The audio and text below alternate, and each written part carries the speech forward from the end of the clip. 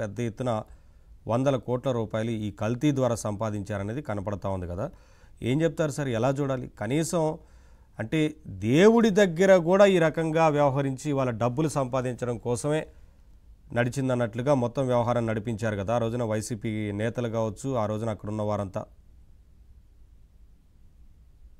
దేవుడి దగ్గర అంటే మీకు నాకు నమ్మకం ఉంది కాబట్టి దేవుడి దగ్గర అని భయపడతాం. వాళ్ళకి ఆ దేవుడే లేదు కదా. వాళ్ళు మాట్లాడేదంతా ఏంటి, అది రాయి రప్ప అని మాట్లాడతారు.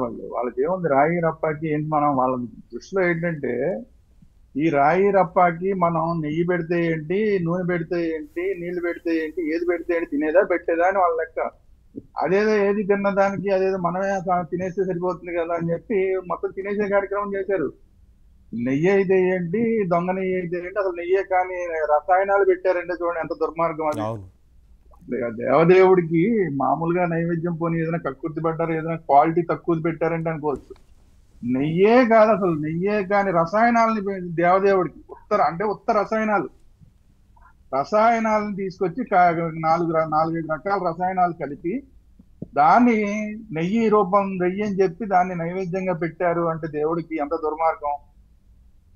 సరే దేవుడికి పెట్టారు, సరే వీళ్ళ లెక్కలో పోని తినడం అనుకున్నా కూడా తినే భక్తులందరికీ పెట్టారుగా. కోట్లాది మంది భక్తులకి 2022 నుంచి జరుగుతుందని ఇప్పుడు వార్తలు వస్తున్నాయి.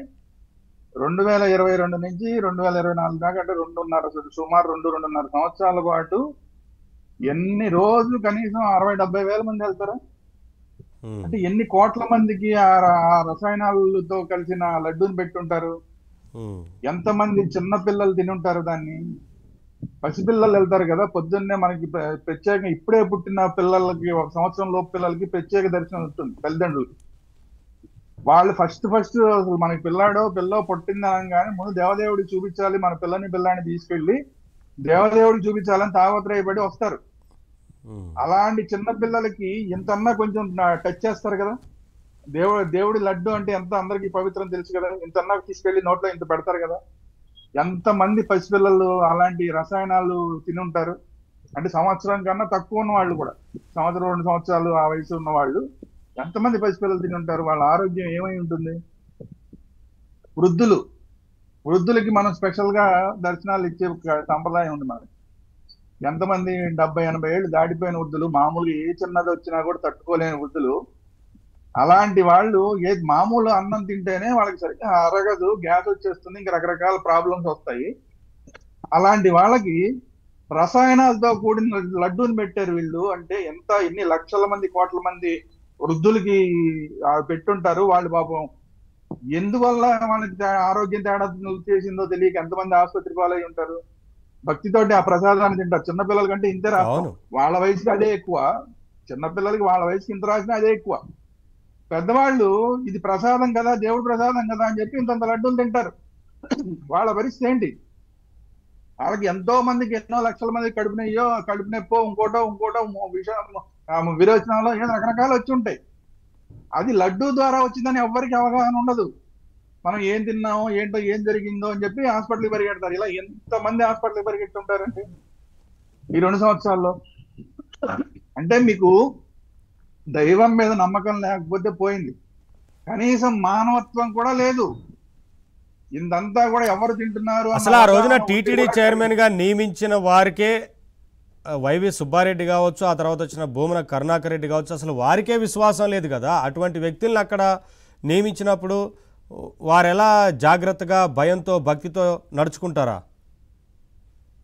మీరు విశ్వాసం లేదు మీరు అంటున్నారు. అప్పుడు విశ్వాసం లేదు సుబ్బారెడ్డి గారికి అని మాట్లాడితే కొంతమంది వ్యక్తులు, ఈవెన్ అప్పట్లో వీళ్ళు కాస్త పర్లేదు నమ్మకంగా మాట్లాడతారు అనుకునే వాళ్ళు కూడా, అబ్బాయి సుబ్బారెడ్డి గారికి మాత్రం మనం అలా కట్టలేమండి, ఆ జాబితాలో కట్టలేము, ఆయన పరమ భక్తుడు, ఇంట్లోంచి బయటికి వచ్చేటప్పుడు కర్రీ ఆవుని చూసి గాని బయటికి రాడు, ఆయన ఇంట్లో గోవులు ఉంటాయి ఆయన ఇంట్లోనూ అని చెప్పి మాట్లాడారు.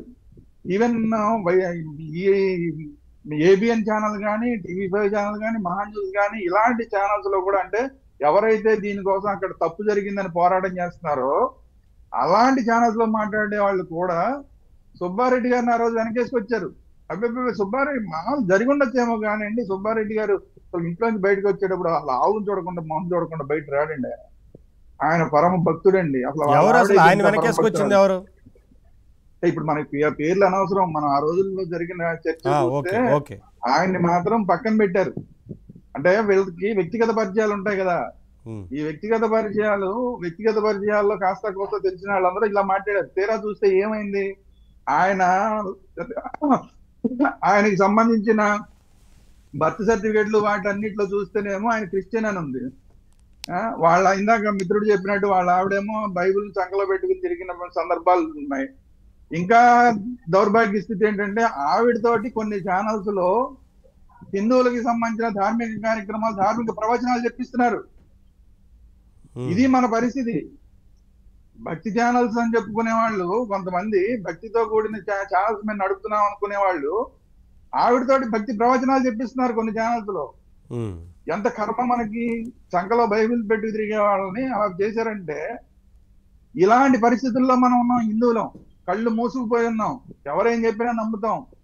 ఆయన కర్రావుని చూడకుండా బయటికి రాడంటే అబ్బో అబ్బో ఇంకేమైనా సూపర్, అసలు ఆయన ఆ రోజు ఎంతో మంది వ్యతిరేకించారు వారిని నియమించడం పట్ల, ఆ నియామకం పట్ల. కానీ వెనక్కి తగ్గలేదు కదా. తగ్గలేదు. ప్రభుత్వం అనేది తగ్గుతుందండి. ప్రభుత్వం అసలు ఆ బైబిల్ మీద ప్రమాణం చేసిన వ్యక్తి ముఖ్యమంత్రిగా ఉన్నప్పుడు ఆయన బైబిల్ మీద ప్రమాణం చేశాడు. బైబిల్ పక్కన పెట్టుకుని ఆయన సంతకాలు చేశాడు. ఆయన ఆయన ఆయన వరకు ఆయన క్లారిటీగా ఉన్నాడు. నేను పక్కా క్రిస్టియన్ అని చెప్పి ఆయన క్లారిటీగా ఉన్నాడు. వాళ్ళు నియమించే వాళ్ళందరూ కూడా ఇలాంటి వాళ్ళందరూ నియమించారు. కాబట్టి ఏంటంటే దేవుడి మీద భక్తి లేని వాళ్ళు చేసే పనులు ఇలాగే ఉంటాయి.